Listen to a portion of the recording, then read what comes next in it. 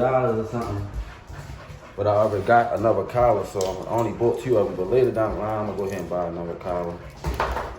Cause I like, you know, I like all my dogs that had the same thing.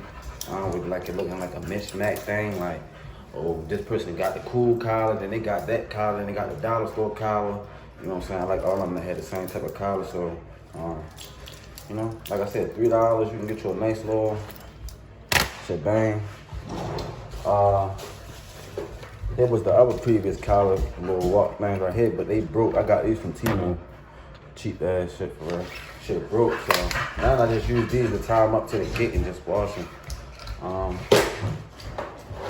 got a lot of different shit in here, man, for these dogs. I went on my way to get some dog tags. I got some dog tags made from, I think it was Timo. This is my old dog. My old dog name was Ace. I kind of miss him to this day. I wish I wouldn't have never got rid of him. But they come customized, you know, customized. What else I got? What else? What other one did I got?